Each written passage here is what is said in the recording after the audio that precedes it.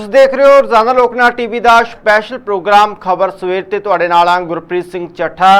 ਚਰਚਾ ਕਰਨ ਜਾ ਰਹੇ ਹਾਂ ਹੁਣ ਤੱਕ ਦੀਆਂ ਵੱਡੀਆਂ ਤੇ ਕੁਝ ਅਹਿਮ ਖਬਰਾਂ ਨੂੰ ਲੈ ਕੇ। ਸਭ ਤੋਂ ਪਹਿਲਾਂ ਗੱਲ ਕਰਾਂਗੇ, ਅੱਜ 6 ਜੂਨ ਦਾ ਦਿਹਾੜਾ ਤੇ ਖਾਸ ਤੌਰ ਦੇ ਉੱਤੇ ਘੱਲੂਘਾਰਾ ਦਿਵਸ है जिहड़ा वो मनाया जा रहा है। तो इस मौके श्री अकाल तख्त साहिब के जथेदार दे वल्लों एक वड्डा संदेश कौम के नाम से जारी किया गया है। उसके की मायने ने, किस तरीके नाल उसनूं देखा जाए, इस नूं लैके चर्चा करांगे। ते नाल ही गल करांगे सुनील जाखड़ दी। तां कांग्रेस तो बाद भाजपा दे विच जाके सुनील जाखड़ दी किस तरीके की स्थिति नज़र आ रही है, इस नूं लैके चर्चा करांगे। ते नाल ही गल करांगे सिद्धू मूसेवाला मामले नूं लैके लारेंस बिश्नोई वालों वड्डे खुलासे किए गए ने पुलिस रिमांड के दौरान। की खुलासे ने उसनूं लैके भी चर्चा करांगे। तो इस प्रोग्राम के विच गलबात के लिए चर्चा के लिए साडे नाल शामिल हुए ने सियासी माहिर प्रोफैसर मनजीत सिंह अणखी। सब तो पहला स्वागत करांगे अणखी साहब, निघा स्वागत है जी प्रोग्राम च। बहुत बहुत शुक्रिया चट्ठा जी। अणखी साहब, जिस तरीके नाल अज घल्लूघारा दिवस मनाया जा रहा है, जिस तरीके के उत्थे स्थितियां नज़र आ रही ने, वड्डे पद्धर ते सिक्योरिटी का इंतजाम किया गया। तो अज श्री अकाल तख्त साहिब के जथेदार के वल्लों जो कौम के नाम से संदेश जारी किया गया, तो काफ़ी चिंता जिहड़ी जाहिर की गई उन्होंने वल्लों, तो किवें देखते हो इहनूं? चट्ठा साहब 38 साल हो गए ने ऑपरेशन ब्लू स्टार होया जी। 6 जून 1984 ਨੂੰ ਜਿਹੜਾ ਭਾਰਤੀ ਫੌਜਾਂ ਨੇ ਦਰਬਾਰ ਸਾਹਿਬ ਤੇ ਸ਼੍ਰੀ ਅਕਾਲ ਤਖਤ ਸਾਹਿਬ ਨੂੰ ਢਹਿ ਢੇਰੀ ਜਿਹੜਾ ਕੀਤਾ, ਉਹਨੂੰ ਪੂਰਨ ਤੌਰ ਤੇ ਤੋਪਾਂ ਟੈਂਕਾਂ ਦੇ ਨਾਲ ਹਮਲਾ ਕੀਤਾ ਜੀ। 38 ਸਾਲ ਬੀਤ ਜਾਣ ਦੇ ਬਾਅਦ ਵੀ ਅਜੇ ਤੱਕ ਸਿੱਖ ਹਿਰਦੇ ਜਿਹੜੇ ਨੇ ਉਸੇ ਤਰ੍ਹਾਂ ਵਲੂੰਦਰੇ ਪਏ ਨੇ। ਔਰ ਹਰ ਸਾਲ 6 ਜੂਨ ਨੂੰ ਜਿਹੜੀ ਉਹਨਾਂ ਸ਼ਹੀਦਾਂ ਦੀ ਯਾਦ ਜਿਹੜੀ ਉਹ ਤਾਜ਼ਾ ਹੋ ਜਾਂਦੀ ਹੈ।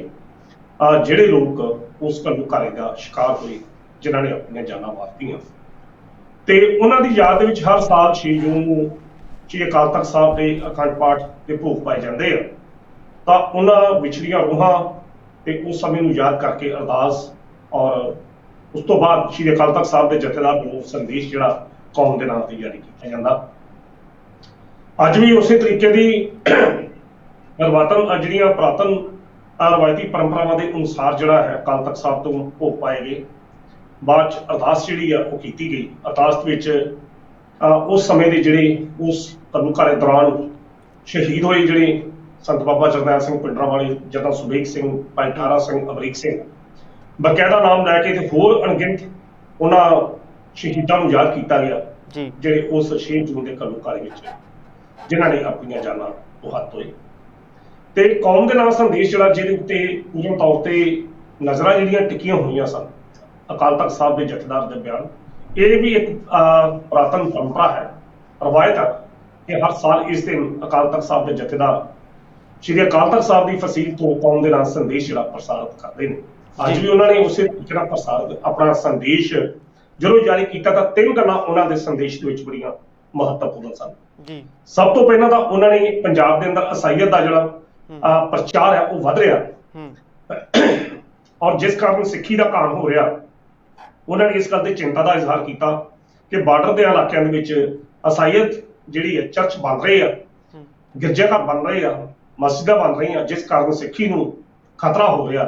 ਅਸਾਈਅਤ ਦਾ ਪ੍ਰਚਾਰ ਵੱਧ ਰਿਹਾ, ਜਿਸ ਕਾਰਨ ਸਿੱਖੀ ਨੂੰ ਢਾਹ ਲੱਗ ਰਹੀ ਆ।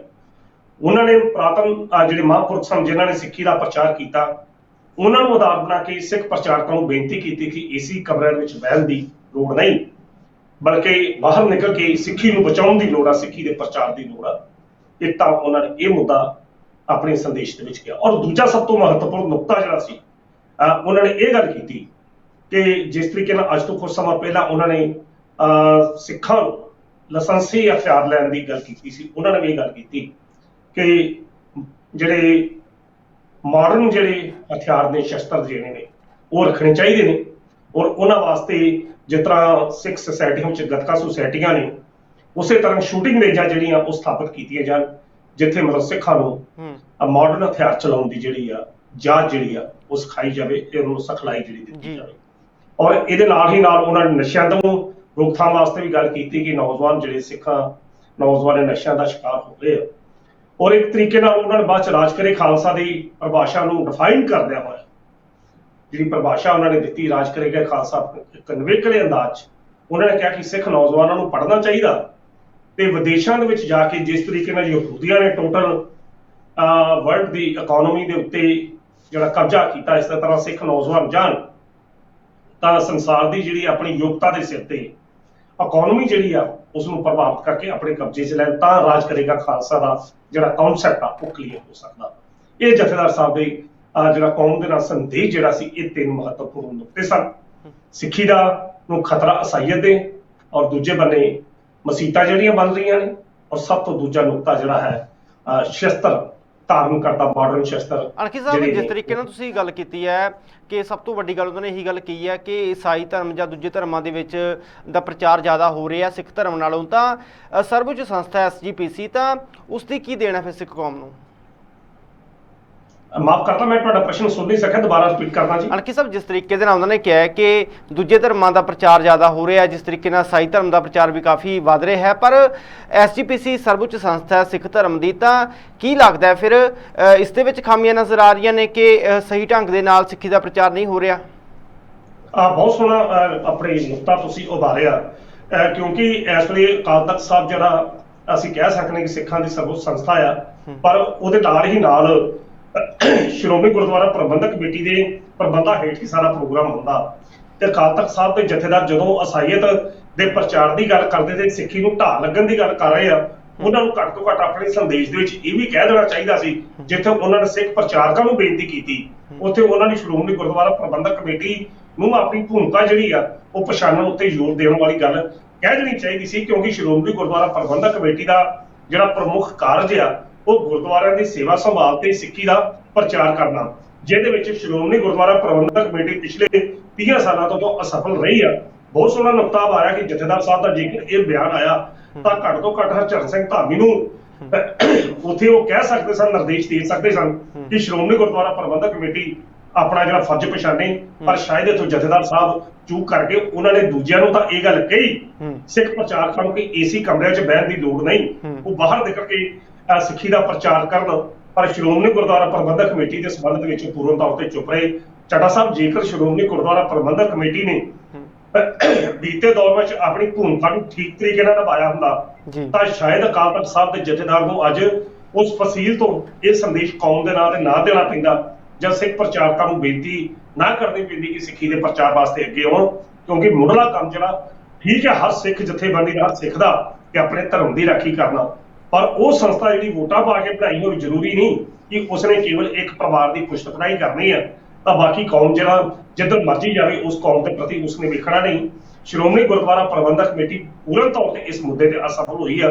ਜਥੇਦਾਰ ਸਾਹਿਬ ਨੂੰ ਚਾਹੀਦਾ ਸੀ ਕਿ ਇਸ ਮੌਕੇ ਤੇ ਉਹ ਵੀ ਇਹੋ ਜਿਹਾ ਕੋਈ ਸੰਦੇਸ਼ ਦੇ ਵਿੱਚ ਇਹੋ ਜਿਹਾ ਸ਼੍ਰੋਮਣੀ ਗੁਰਦੁਆਰਾ ਪ੍ਰਬੰਧਕ ਕਮੇਟੀ ਨੂੰ ਤਾੜਨਾ ਕਰਦੇ, ਪਰ ਸ਼ਾਇਦ ਇਹ ਉਹਨਾਂ ਦੀ ਵੱਸ ਦੀ ਗੱਲ ਨਹੀਂ ਹੈਗੀ, ਕਿਉਂਕਿ ਬੀਤੇ ਦੌਰ ਦੇ ਵਿੱਚ ਵੀ ਬੜੇ ਅਜਿਹੇ ਮੁੱਦੇ ਨੇ ਜਿਹੜੇ ਸ਼੍ਰੋਮਣੀ ਗੁਰਦੁਆਰਾ ਪ੍ਰਬੰਧਕ ਕਮੇਟੀ ਦੇ ਨਾਲ ਜੁੜੇ ਹੋਏ ਨੇ। 328 ਸਰੂਪਾਂ ਦਾ ਮੁੱਦਾ ਅਜੇ ਤੱਕ ਸ਼੍ਰੋਮਣੀ ਗੁਰਦੁਆਰਾ ਪ੍ਰਬੰਧਕ ਕਮੇਟੀ ਹੱਲ ਨਹੀਂ ਕਰ ਸਕੀ ਤੇ ਜਥੇਦਾਰ ਸਾਹਿਬ ਉਹਦੇ ਸੰਬੰਧੀ ਬਿਲਕੁਲ ਚੁੱਪ ਰਹੇ ਨੇ।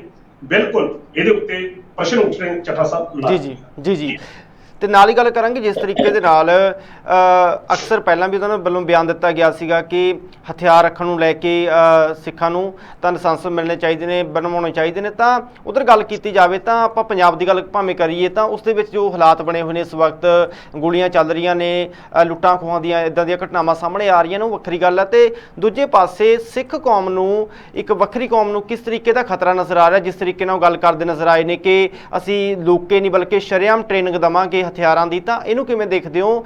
ਸਿੱਖ ਕੌਮ ਨੂੰ ਕਿਸ ਚੀਜ਼ ਤੋਂ ਖਤਰਾ ਲੱਗ ਰਿਹਾ? ਜਥੇਦਾਰ ਸਾਹਿਬ ਦਾ ਇਹੋ ਬਿਆਨ ਦੇ ਸਮਝ ਹੀ ਨਹੀਂ ਆ ਰਿਹਾ ਕਿ ਸਿੱਖ, ਉਹਨਾਂ ਨੇ ਕਿਹਾ ਕਿ ਸਿੱਖ ਕਦੇ ਲੁੱਕ ਕੇ ਹਮਲਾ ਨਹੀਂ ਕਰਦੇ ਤੇ ਸਿੱਖ ਜਿਹੜੇ ਨੇ ਜੇਕਰ ਹਮਲਾ ਕਰਾਂਗੇ ਆਪਣੀ ਰਾਖੀ ਵਾਸਤੇ ਅਸੀਂ ਹਮਲਾ ਕਰਾਂਗੇ ਤੇ ਵੰਗਾਰ ਕੇ ਕਰਾਂਗੇ।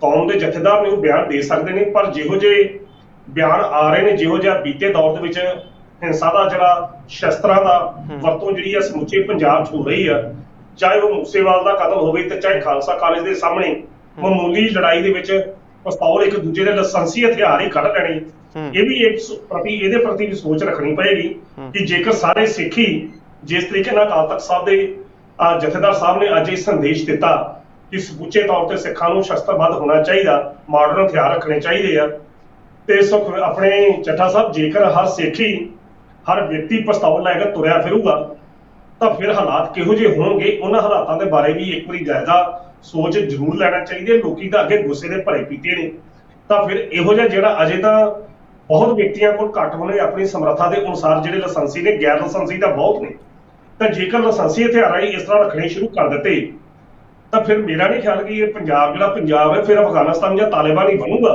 ਕਿ ਜਦੋਂ ਵੀ ਦਿਲ ਕੀਤਾ ਚੱਕਿਆ ਰਿਵਾਲਵਰ, ਜੋ ਮੈਨੂੰ ਠੀਕ ਲੱਗਾ ਮੈਂ ਸ਼ਸਤਰ ਦੀ ਨੋਕ ਤੇ ਠੀਕ ਕਰਤਾ, ਜੋ ਤੁਸੀਂ ਕਰਤਾ। ਪਰ ਇਹੋ ਜਿਹੇ ਬਿਆਨ ਜਿਹੜੇ ਨੇ ਜ਼ਰੂਰ ਸੋਚ ਲੈਣੇ ਚਾਹੀਦੇ ਨੇ ਕਿ ਇਹੋ ਜਿਹੇ ਬਿਆਨਾਂ ਦਾ ਅਰਥ ਲੰਬੇ ਸਮੇਂ 'ਚ ਕਿਹੋ ਜਿਹਾ ਹੋਵੇਗਾ।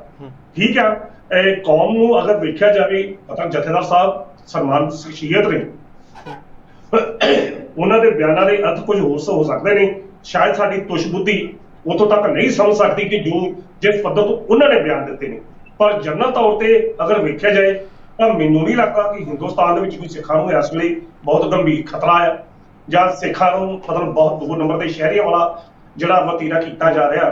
ਠੀਕ ਆ, ਅੱਜ ਭਾਜਪਾ ਦੇ ਇੱਕ ਨੇਤਾ ਨੇ ਹਜ਼ਰਤ ਮੁਹੰਮਦ ਸਾਹਿਬ ਉਹਨਾਂ ਦੇ ਸੰਬੰਧੀ ਕੋਈ ਬਿਆਨ ਦਿੱਤੇ, ਪੱਛਮੀ ਮੁਲਕਾਂ ਦੇ ਵਿੱਚ ਉਹਦੀ ਆਲੋਚਨਾ ਹੋਈ ਤੇ ਭਾਜਪਾ ਨੂੰ ਬਦਲਣਾ ਪਿਆ। ਪਰ ਅਜੇ ਤੱਕ ਭਾਜਪਾ ਦੀ ਇਸ ਕੇਂਦਰੀ ਸ਼ਾਸਿਤ ਸਰਕਾਰ ਵੱਲੋਂ ਇਹ ਨਾ ਹੀ ਪੰਜਾਬ ਦੀ ਕਿਸੇ ਸਰਕਾਰ ਵੱਲੋਂ ਸਿੱਖਾਂ ਦੇ ਪ੍ਰਤੀ ਕੋਈ ਵੀ ਅਜਿਹੀ ਬਿਆਨਬਾਜ਼ੀ ਨਾ ਹੀ ਹੋਈ ਆ, ਤਾਂ ਨਾ ਹੀ ਕਦੀ ਵੇਖਣ ਨੂੰ ਕੋਈ ਮਿਲੀ ਆ। ਛੋਟ-ਪੁੱਟ ਘਟਨਾਵਾਂ ਤਾਂ ਹੁੰਦੀਆਂ ਰਹਿੰਦੀਆਂ ਨੇ, ਤਾਂ ਉਹੋ ਜਿਹੀਆਂ ਘਟਨਾਵਾਂ ਨੂੰ ਆਧਾਰ ਬਣਾ ਕੇ ਇਹੋ ਜਿਹੇ ਜਿਹੜੇ ਵੱਡੇ ਬਿਆਨ ਦੇਣੇ ਨੇ ਆਪਣੇ ਆਪ ਦੇ ਵਿੱਚ ਬੜੇ ਅਰਥ ਜਿਹੜੇ ਉਹ ਛੱਡ ਜਾਂਦੇ ਨੇ ਪਿੱਛੇ ਕਿ ਇਹਨਾਂ ਬਿਆਨਾਂ ਦੇ ਅਰਥ ਕੀ ਨੇ। ਮੈਂ ਪਹਿਲੇ ਗੱਲ ਕੀਤੀ ਕਿ ਜਥੇਦਾਰ ਸਾਹਿਬ ਦੇ ਸ਼ਾਇਦ ਸੋਚ ਦੇ ਪੱਧਰ ਤੱਕ ਆਪਾਂ ਨਹੀਂ ਸੋਚ ਸਕਦੇ ਕਿਉਂਕਿ ਉਹ ਕੌਮ ਦੇ ਰਹਿਨੁਮਾ ਨੇ, ਤਾਂ ਉਹਨਾਂ ਦਾ ਬਿਆਨ ਕਿਸੇ ਹੋਰ ਪੱਧਰ ਤੇ ਹੋ ਸਕਦਾ। ਪਰ ਮੈਂ ਆਪਣੀ ਤੁਸ਼ ਬੁੱਧੀ ਦੇ ਨਾਲ ਤਾਂ ਇਹੋ ਹੀ ਸੋਚਦਾ ਕਿ ਜੇਕਰ ਸਾਰੇ ਸਿੰਘ ਹੀ ਕਹਾਂ ਕਿ ਜੇਕਰ ਸਾਰੇ ਸਿੱਖ ਸ਼ਸਤਰ ਰੱਖਣੇ ਸ਼ੁਰੂ ਕਰਤੇ ਤਾਂ ਫਿਰ ਤਾਂ ਚੱਡਾ ਸਾਹਿਬ ਇਹੋ ਜਿਹੀ ਜਿਹੜੀ ਡਿਸਕਸ਼ਨ ਆਪਾਂ ਸਟੂਡੀਓ 'ਚ ਬਹਿ ਕੇ ਕਰਦੇ ਪਏ ਆ, ਸ਼ਾਇਦ ਇਹ ਵੀ ਨਾਮਨਾਸਬ ਹੋਵੇ। ਮੰਨ ਲਓ ਕਿ ਤੁਹਾਨੂੰ ਮੇਰਾ ਵਿਚਾਰ ਸਹਿਮਤ ਨਾ ਹੋਵੇ, ਤੁਸੀਂ ਵੀ ਸ਼ਸਤਰ ਬਾਹਰ ਮੇਜ਼ ਤੇ ਕੱਢ ਕੇ ਰੱਖਿਆ ਹੋਵੇ, ਉਧਰੋਂ ਸਾਡੇ ਬਾਕੀ ਬੰਦਿਆਂ ਨੇ ਕੱਢਿਆ ਹੋਵੇ, ਘੱਟੋ ਘੱਟ ਵਿਚਾਰਾਂ ਦੀ ਜੰਗ ਜਿਹੜੀ ਉਹ ਜ਼ਰੂਰ ਚਾਹੀਦੀ ਆ ਜੀ। ਵਿਚਾਰ ਜ਼ਰੂਰ ਤਿੱਖੇ ਹੋਣੇ ਚਾਹੀਦੇ ਆ, ਉਹਨਾਂ ਦੇ ਸੰਦ ਜ਼ਰੂਰ ਤਿੱਖੇ ਹੋਣੇ ਚਾਹੀਦੇ ਆ, ਨਾ ਕਿ ਸ਼ਸਤਰਾਂ ਦੇ ਸੰਦ ਜਿਹੜੇ ਮਜ਼ਬੂਤ ਕਰਕੇ ਉਹਨਾਂ ਦੀਆਂ ਸ਼ੂਟਿੰਗਾਂ ਲਈਏ। ਬਾਕੀ ਖੈਰ ਇਹ ਸਮਾਂ ਦੱਸੇਗਾ ਕਿ ਜਥੇਦਾਰ ਸਾਹਿਬ ਦੇ ਇਸ ਬਿਆਨ ਨੂੰ ਜਿਹੜੀ ਸਿੱਖ ਕੌਮ ਆ ਕਿਵੇਂ ਲਈ। ਬਿਲਕੁਲ, ਤਾਂ ਇਹ ਤਾਂ ਅਸੀਂ ਜਥੇਦਾਰ ਦੇ ਬਿਆਨ ਦੀ ਗੱਲ ਤੇ ਨਾਲ ਹੀ ਗੱਲ ਕਰਾਂਗੇ ਕਾਂਗਰਸ ਪਾਰਟੀ ਦੀ। ਜਿਸ ਤਰੀਕੇ ਦੇ ਨਾਲ ਕਾਂਗਰਸ ਪਾਰਟੀ ਦੇ ਹਾਲਾਤ ਬਣੇ ਹੋਏ ਸੀ, ਸੁਨੀਲ ਜਾਖੜ ਕਾਂਗਰਸ ਨੂੰ ਛੱਡ ਕੇ ਭਾਜਪਾ ਚਲੇ ਜਾਂਦੇ ਨੇ, ਤਾਂ ਨਾਰਾਜ਼ਗੀ ਜਿਹੜੀ ਉਹਨਾਂ ਦੀ ਜ਼ਾਹਿਰ ਹੁੰਦੀ ਸੀਗੀ ਕਿ ਕਈ ਗੱਲਾਂ ਤੋਂ ਲੈ ਕੇ ਹਾਈ ਕਮਾਨ ਦੀ ਗੱਲ ਕੀਤੀ ਜਾਵੇ, ਭਾਵੇਂ ਪੰਜਾਬ ਦੀ ਲੀਡਰਸ਼ਿਪ ਦੀ ਗੱਲ ਕੀਤੀ ਜਾਵੇ, ਤਾਂ ਕਾਫੀ ਨਾਰਾਜ਼ ਸੀ। ਤਾਂ ਹੁਣ ਲੱਗਦਾ ਹੈ ਭਾਜਪਾ 'ਚ ਜਾ ਕੇ ਉਹ ਰੁਤਬਾ, ਉਹ ਜੋ ਕੁਝ ਚਾਹੁੰਦੇ ਸੀਗੇ ਸੁਨੀਲ ਜਾਖੜ ਨੂੰ ਮਿਲਿਆ ਤੇ ਸੈਟਿਸਫਾਈਡ ਨੇ ਭਾਜਪਾ 'ਚ। ਜਿਹੜੀਆਂ ਮੌਜੂਦਾ ਪੋਜੀਸ਼ਨਾਂ ਨੇ ਜਾਂ ਮੌਜੂਦਾ ਸਮਾਂ ਸਥਿਤੀਆਂ ਜੋ ਦੱਸ ਰਹੀਆਂ ਨੇ ਉਹਦੇ ਅਨੁਸਾਰ ਤਾਂ ਸੁਨੀਲ ਜਾਖੜ ਦਾ ਕੱਦ ਜਿਹੜਾ ਭਾਰਤੀ ਜਨਤਾ ਪਾਰਟੀ ਦੇ ਵਿੱਚ ਕਾਫੀ ਕਾਂਗਰਸ ਦੇ ਮੁਕਾਬਲੇ ਕਾਫੀ ਉੱਚਾ ਹੋ ਰਿਹਾ। ਬੀਤੇ ਦਿਨ ਜਿਸ ਤਰੀਕੇ ਨਾਲ ਭਾਰਤ ਦੇ ਗ੍ਰਹਿ ਮੰਤਰੀ ਅਮਿਤ ਸ਼ਾਹ ਹੋਣਾ ਦਾ ਉਹਨਾਂ ਦੇ ਘਰ ਜਾਣਾ, ਘਰ ਜਾ ਕੇ ਉਹਨਾਂ ਨਾਲ ਕਾਫੀ ਪੀਣੀ, ਕਾਫੀ ਪੀਣ ਤੋਂ ਬਾਅਦ ਜਾਂ ਉਸ ਤੋਂ ਪਹਿਲਾਂ ਦੁਬਾਰਾ ਉਹਨਾਂ ਦੇ ਘਰ ਜਾਣਾ, ਔਰ ਜਦੋਂ ਉਸ ਪੰਡਾਲ ਦੇ ਵਿੱਚ ਪਹੁੰਚਦੇ ਨੇ ਜਿੱਥੇ ਮੀਟਿੰਗ ਸੀ ਤਾਂ ਸੁਨੀਲ ਜਾਖੜ ਥੱਲੇ ਬੈਠੇ ਹੁੰਦੇ ਨੇ ਪਹਿਲੀ ਕਤਾਰ 'ਚ, ਤਾਂ ਅਮਿਤ ਸ਼ਾਹ ਹੋਣਾ ਦਾ ਉਹਨਾਂ ਨੂੰ ਬੁਲਾ ਕੇ ਆਪਣੇ ਕੋਲ ਬਿਠਾਉਣਾ। ਇਹ ਬਹੁਤ ਕੁਝ ਇਹੋ ਜਿਹੀਆਂ ਸਥਿਤੀਆਂ ਦੱਸ ਰਹੀਆਂ ਨੇ ਕਿ ਹੁਣ ਸੁਨੀਲ ਜਾਖੜ ਦੇ ਦਿਨ ਜਿਹੜੇ ਨੇ ਉਹ ਕਾਂਗਰਸ ਪਾਰਟੀ ਵਾਲੇ ਨਹੀਂ ਰਹੇ, ਬਲਕਿ ਬਦਲਣੇ ਜਿਹੜੇ ਉਹ ਸ਼ੁਰੂ ਹੋ ਗਏ ਨੇ। ਹੁਣ ਉਹਨਾਂ ਦੀ ਸ਼ਖਸੀਅਤ ਦਾ ਆਧਾਰ ਭਾਰਤੀ ਜਨਤਾ ਪਾਰਟੀ ਇੱਕ ਹਿੰਦੂ ਨੇਤਾ ਦੇ ਰੂਪ ਦੇ ਵਿੱਚੋਂ ਵਰਤ ਰਹੀ ਆ। ਔਰ ਇਹਦੇ ਨਾਲ ਹੀ ਨਾਲ ਜੇ ਤੁਸੀਂ ਦੇਖੋ ਕਿ ਜਿਸ ਤਰੀਕੇ ਨਾਲ ਉਹਨਾਂ ਨੇ 4 ਸਾਬਕਾ ਜਿਹੜੇ ਕਾਂਗਰਸੀ ਵਜ਼ੀਰ ਨੇ ਉਹਨਾਂ ਨੂੰ ਪਾਰਟੀ ਦੇ ਵਿੱਚ ਸ਼ਾਮਲ ਕਰਾਇਆ ਔਰ ਜਾਂ ਕੀਤਾ ਜਾਂ ਪ੍ਰੇਰਿਆ, ਉਹਨਾਂ ਦੇ ਨਾਲ ਤਾਂ ਭਾਰਤੀ ਜਨਤਾ ਪਾਰਟੀ ਦੀ ਨਜ਼ਰਾਂ ਦੇ ਵਿੱਚ ਸੁਨੀਲ ਜਾਖੜ ਦਾ ਕੱਦ ਜਿਹੜਾ ਬਹੁਤ ਉੱਚਾ ਹੋਇਆ ਤੇ ਉਹਨਾਂ ਨੂੰ ਹੁਣ ਕੋਈ ਅਹਿਮ ਜ਼ਿੰਮੇਵਾਰੀ ਜਿਹੜੀ ਆ ਉਹ ਦਿੱਤੀ ਜਾ ਸਕਦੀ ਆ। ਚਾਹੇ ਰਾਜ ਸਭਾ ਦਾ ਮੈਂਬਰ ਬਣਾਇਆ ਜਾ ਸਕਦਾ, ਕਿਤੇ ਲੋਕ ਸਭਾ ਦੀ ਟਿਕਟ ਤੇ ਵੀ ਕਿਤੇ ਉਹਨਾਂ ਨੂੰ ਲੜਾਇਆ ਜਾ ਸਕਦਾ 2024 ਦੇ ਵਿੱਚ। ਸੋ ਕੱਦ ਤਾਂ ਉਹਨਾਂ ਦਾ ਉੱਚਾ ਹੋਇਆ ਹੀ ਹੋਇਆ ਤੇ ਇਸ ਦਾ ਨੁਕਸਾਨ ਜਿਹੜਾ ਆ ਉਹ ਕਾਂਗਰਸ ਨੂੰ ਹੋਇਆ, ਕਿਉਂਕਿ ਸੁਨੀਲ ਜਾਖੜ ਦੀ ਜਿਹੜਾ ਸ਼ਖਸੀਅਤ ਆ ਜਾਂ ਕੱਦ ਆ ਜਾਂ ਉਸਦਾ ਜਿਹੜਾ ਵਿਹਾਰ ਆ ਜਾਂ ਉਸਦਾ ਤੀਰਾ ਜੋ ਪੰਜਾਬ ਦੇ ਵਿੱਚ ਅਸੀਂ ਸਮਝਦੇ ਹਾਂ ਇੱਕ ਸੁਲਝੇ ਹੋਏ ਸਿਆਸਤਦਾਨ ਵਾਲਾ ਸੀ। ਪਰ ਜਦੋਂ ਤੋਂ ਕਾਂਗਰਸ ਪਾਰਟੀ ਨੇ ਉਹਨਾਂ ਨੂੰ ਨਜ਼ਰ ਅੰਦਾਜ਼ ਕਰਨਾ ਸ਼ੁਰੂ ਕੀਤਾ ਜਾਂ ਅੰਬਿਕਾ ਸੋਨੀ ਦੇ ਇਹ ਬੋਲ ਕਿ ਪੰਜਾਬ ਦਾ ਮੁੱਖ ਮੰਤਰੀ ਕੋਈ ਹਿੰਦੂ ਨਹੀਂ ਬਣ ਸਕਦਾ, ਇਹ ਉਦੋਂ ਤੋਂ ਹੀ ਨਾਰਾਜ਼ ਸਾਰੇ ਚਲੇ ਆ ਰਹੇ ਸਨ। ਤੇ ਸ਼ਾਇਦ ਹੁਣ ਇਸੇ ਨਾਰਾਜ਼ਗੀ ਨੂੰ ਭਾਰਤੀ ਜਨਤਾ ਪਾਰਟੀ ਕਿਸੇ ਤਰੀਕੇ ਨਾਲ ਕੈਸ਼ ਕਰੇਗੀ ਔਰ ਕਰ ਵੀ ਰਹੀ ਆ।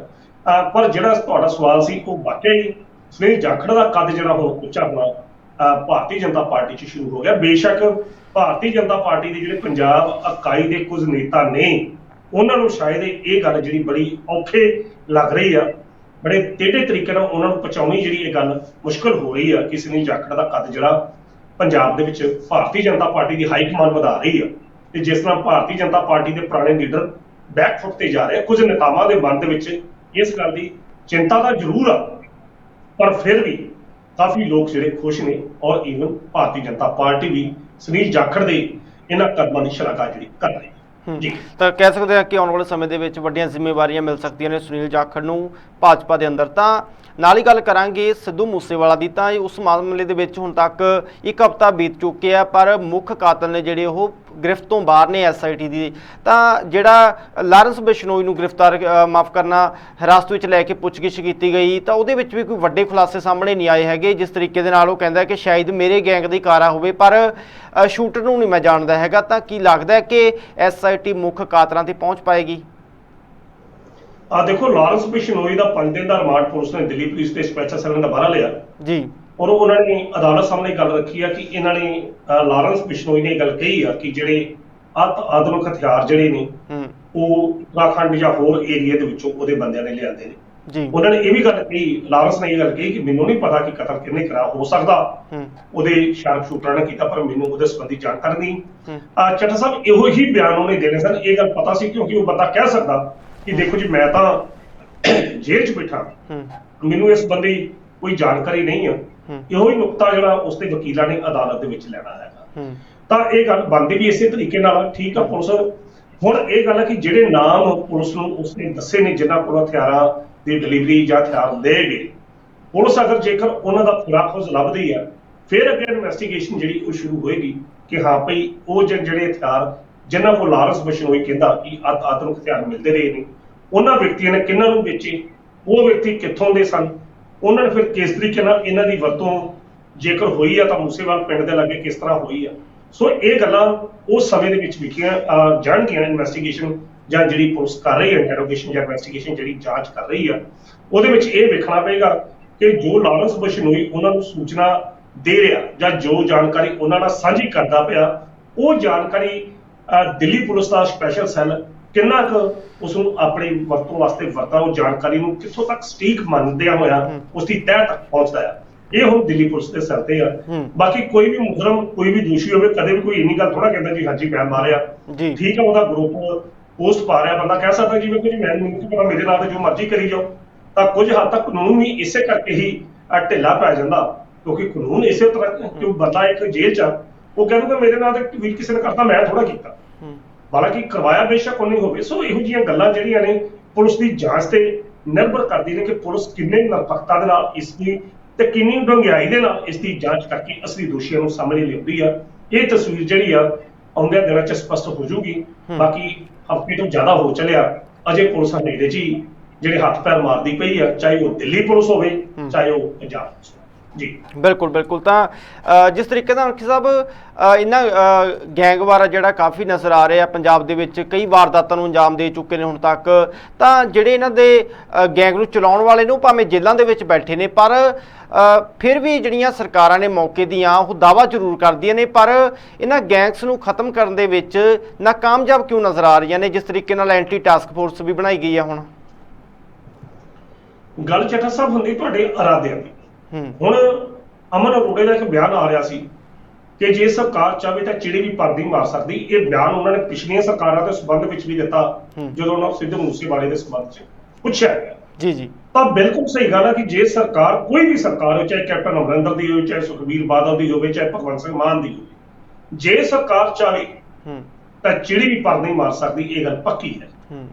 ਪਰ ਜੇ ਸਰਕਾਰਾਂ ਹੀ ਆਪਣੇ ਰਾਜਸੀ ਮਨੋਰਥਾਂ ਨੂੰ, ਸਿਆਸੀ ਰੋਟੀਆਂ ਸੇਕਣ ਨੂੰ ਜਾਂ ਸਿਆਸੀ ਮਨੋਰਥਾਂ ਦੀ ਪੂਰਤੀ ਵਾਸਤੇ ਅਜਿਹੇ ਲੋਕਾਂ ਦਾ ਸਹਾਰਾ ਲੈਣਗੀਆਂ ਤਾਂ ਫਿਰ ਗੈਂਗ ਕਿੱਥੋਂ ਮੁੱਕਣੇ ਆ। ਕੱਲ ਜੱਗੂ ਭਗਵਾਨਪੁਰੀ ਦੀ ਮਾਤਾ ਦਾ ਇੱਕ ਬਿਆਨ ਆ ਰਿਹਾ ਸੀ ਕਿ ਮੇਰਾ ਪੁੱਤ ਤਾਂ ਮੈਂ ਕਿਹੜਾ ਉਹਨੂੰ ਗੈਂਗਸਟਰ ਹੀ ਜੰਮਿਆ ਹੀ, ਸਧਾਰਨ ਮੁੰਡਾ ਸੀ, ਪਰ ਲੋਕਾਂ ਨੇ ਵਰਤਿਆ, ਸਿਆਸਤਦਾਨਾਂ ਨੇ ਵਰਤਿਆ ਤੇ ਵਰਤਿਆ ਵੀ ਸਹੀ, ਫਿਰ ਉਹ ਗੈਂਗ ਬਣ ਗਿਆ। ਤੇ ਕਿਸੇ ਵੀ ਤੁਸੀਂ ਗੈਂਗਸਟਰ ਦੀ ਹਿਸਟਰੀ ਲੈ ਲਓ, ਕਿਤੇ ਨਾ ਕਿਤੇ ਕੋਈ ਪੋਲੀਟੀਕਲ ਲਿੰਕ ਉਸ ਵਿਅਕਤੀ ਦੇ ਜੁੜੇ ਹੋਏ ਨਜ਼ਰ ਆਉਂਦੇ ਨੇ। ਤਾਂ ਜਦੋਂ ਤੁਹਾਡੇ ਲਿੰਕ ਹੀ ਪੋਲੀਟੀਕਲ ਮਨੋਰਥਾਂ ਨਾਲ ਜੁੜੇ ਹੋਣਗੇ ਤਾਂ ਚੱਠਾ ਸਾਹਿਬ ਫਿਰ ਉਹ ਖਤਮ ਕਿੱਦਾਂ ਹੋਊਗਾ। ਬਿਲਕੁਲ। ਖਤਮ ਤਾਂ ਨੀਅਤ, ਮਤਲਬ ਤੁਹਾਡੀ ਨੀਅਤ ਸਾਫ਼ ਹੋਣੀ ਚਾਹੀਦੀ ਹੈ ਕਿ ਜੇ ਤੁਸੀਂ ਨੀਅਤ ਤੁਹਾਡੀ ਸਾਫ਼ ਆ ਤਾਂ ਫਿਰ ਤਾਂ ਹੋ ਜਾਏਗਾ। ਤਾਂ ਜੇਕਰ ਸਰਕਾਰਾਂ ਦੀ ਇਹੋ ਨੀਅਤ ਆ ਕਿ ਸਾਡੀ ਕੁਰਸੀ ਸਲਾਮਤ ਰਹਿਣੀ ਚਾਹੀਦੀ ਆ, ਵੀ ਰਾਜਸੀ ਮਨੋਰਥਾਂ ਵਾਸਤੇ ਇਹੋ ਜਿਹੇ ਵਿਅਕਤੀਆਂ ਨੂੰ ਵਰਤਣਾ, ਦੇਖੋ ਇਹ ਸਮਾਂ ਆ, ਚਾਹੇ ਲਾਰੈਂਸ ਬਿਸ਼ਨੋਈ ਹੋਵੇ, ਜੱਗੂ ਭਗਵਾਨਪੁਰੀਆ ਹੋਵੇ, ਕੋਈ ਬੰਦੇ ਵੀ ਹੋਣ, ਵਿੱਕੀ ਗੌਂਡਰ ਹੋਵੇ, ਕਿੰਨੇ ਬੰਦੇ ਆਏ, ਪਰ ਸਾਰਿਆਂ ਦਾ ਸੰਬੰਧ ਕਿਸੇ ਨਾ ਕਿਸੇ ਰਾਜਨੀਤਿਕ ਪਾਰਟੀ ਨਾਲ ਆ ਜੀ। ਤੇ ਜੇਕਰ ਰਾਜਨੀਤਿਕ ਪਾਰਟੀਆਂ ਵਾਕਿਆ ਹੀ ਇਹੋ ਜਿਹੇ ਸਮੇਂ ਦੇ ਵਿੱਚ ਇਹਨੂੰ ਚੀਜ਼ ਨੂੰ, ਅਪਰਾਧ ਨੂੰ ਖਤਮ ਕਰਨ ਵਾਸਤੇ ਗੰਭੀਰ ਹੋਣ, ਤਾਂ ਇਹੋ ਜਿਹੇ ਲੋਕਾਂ ਨੂੰ ਪੈਦਾ ਹੀ ਨਾ ਹੋਣ ਦਿੱਤਾ ਜਾਵੇ। 2012 ਦੇ ਵਿੱਚ ਗੈਂਗ, ਜਿਹੜੇ ਪਹਿਲੀ ਵਾਰੀ ਗੈਂਗ ਸ਼ਬਦ ਜਿਹੜਾ ਗੈਂਗਸਟਰ 2012 ਚ ਸੁਣਨ ਨੂੰ ਮਿਲਦਾ, ਉਸ ਤੋਂ ਬਾਅਦ ਨਾਭਾ ਜੇਲ੍ਹ ਬ੍ਰੇਕਡਾਊਨ ਹੁੰਦੀ ਆ, ਬਹੁਤ ਕੁਝ ਇਹੋ ਜਿਹੀਆਂ ਘਟਨਾਵਾਂ ਹੁੰਦੀਆਂ ਨੇ। ਉਸ ਸਮੇਂ ਦੀਆਂ ਸਰਕਾਰਾਂ ਨੇ ਕਿਸ ਤਰੀਕੇ ਨਾਲ ਆਪਣੇ ਮਨੋਰਥਾਂ ਦੀ ਸਿੱਧੀ ਵਾਸਤੇ ਵਰਤਿਆ, ਇਹ ਸਾਰੀ ਦੁਨੀਆ ਜਾਣਦੀ ਆ। ਜੀ ਜੀ। ਬਾਕੀ ਕੋਈ ਵੀ ਅਪਰਾਧ ਨੂੰ ਖਤਮ ਕਰਨਾ ਸਰਕਾਰ ਦੀ ਮਨਸ਼ਾ ਤੇ ਨਿਰਭਰ ਕਰਦਾ। ਯੂਪੀ ਦੇ ਵਿੱਚ ਕਿਉਂ ਲੋਕ ਯੋਗੀ ਨੂੰ ਪਸੰਦ ਕਰਦੇ ਆ, ਯੋਗੀ ਸਖਤ ਸਟੈਂਡ ਆ, ਕ੍ਰਾਈਮ ਉੱਥੇ ਵੀ ਹੁੰਦਾ ਹੋਊਗਾ, ਪਰ ਯੋਗੀ ਦਾ ਇੱਕ ਡਰ ਹੈ ਉੱਥੇ। ਭਾਰਤੀ ਜਨਤਾ ਪਾਰਟੀ ਦਾ ਸਰਕਾਰ, ਹੁਣ ਸਰਕਾਰਾਂ ਦੇ ਆ ਕਿ ਸਰਕਾਰ ਕਿਸ ਹੱਦ ਤੱਕ ਸਾਬਤ ਕਰਨਾ ਚਾਹੁੰਦੀ ਆ। ਕੋਈ ਗੈਂਗਸਟਰ ਜਿਹੜਾ ਢਿੱਡ ਤੋਂ ਜੰਮ ਕੇ, ਘਰੋਂ ਨਹੀਂ ਜੰਮ ਕੇ ਬਾਹਰ ਦਾ, ਲੋਕ ਉਹਨੂੰ ਬਣਾਉਂਦੇ ਆ, ਪੋਲੀਟੀਕਲ ਪਾਰਟੀਆਂ ਬਣਾਉਂਦੀਆਂ ਨੇ, ਜਿਸ ਤਰੀਕੇ ਨਾਲ ਜੱਗੂ ਭਗਵਾਨਪੁਰੀਆ ਦੀ ਮਾਂ ਨੇ ਵੀ ਕਿਹਾ, ਤੇ ਪਿਛਲਾ ਹਾਲਾਤ ਨੂੰ ਤੁਸੀਂ ਵੇਖ ਲਓ। ਇਹ ਸਰਕਾਰ ਤੇ ਨਿਰਭਰ ਕਰਦਾ ਕਿ ਪੰਜਾਬ ਦੇ ਲੋਕਾਂ ਨੂੰ ਉਹਨੇ ਕਿਹੋ ਜਿਹਾ ਮਾਹੌਲ ਦੇਣਾ ਜਾਂ ਕਿਹੋ ਜਿਹਾ ਹਾਲਾਤ ਜਿਹੜੇ ਸਿਰਜ ਕੇ ਦੇਣੇ। ਜੀ, ਬਹੁਤ ਬਹੁਤ ਤੁਹਾਡਾ ਸ਼ੁਕਰੀਆ ਅਣਖੀ ਸਾਹਿਬ, ਪ੍ਰੋਗਰਾਮ 'ਚ ਕੀਮਤੀ ਸਮਾਂ ਦੇ ਕੇ ਦਰਸ਼ਕਾਂ ਦੇ ਰੂਬਰੂ ਹੋਣ ਦੇ ਲਈ। ਬਹੁਤ ਬਹੁਤ ਧੰਨਵਾਦ ਜੀ ਚੱਠਾ ਸਾਹਿਬ। ਤਾਂ ਸਾਡੇ ਨਾਲ ਸਨ ਸਿਆਸੀ ਮਾਹਿਰ ਪ੍ਰੋਫੈਸਰ ਮਨਜੀਤ ਸਿੰਘ ਅਣਖੀ, ਜਿਨ੍ਹਾਂ ਨੇ तमाम ਖਬਰਾਂ ਨੂੰ ਲੈ ਕੇ ਵਿਚਾਰ ਚਰਚਾ ਕੀਤੀ ਹੈ। ਪ੍ਰੋਗਰਾਮ ਕਿਸ ਤਰੀਕੇ ਦਾ ਲੱਗਿਆ ਤੁਹਾਨੂੰ, ਕਮੈਂਟ ਕਰਕੇ ਤੁਸੀਂ ਆਪਣੀ ਰਾਏ ਸਾਡੇ ਨਾਲ ਜ਼ਰੂਰ ਸਾਂਝੀ ਕਰ ਸਕਦੇ ਹੋ। ਇਸ ਪ੍ਰੋਗਰਾਮ 'ਚ ਫਿਲਹਾਲ ਇੰਨਾ ਹੀ। ਜੁੜੇ ਰਹੋ ਰੋਜ਼ਾਨਾ ਲੋਕਨਾਟ ਟੀਵੀ ਦੇ ਨਾਲ। ਦਿਓ ਇਜਾਜ਼ਤ। ਧੰਨਵਾਦ।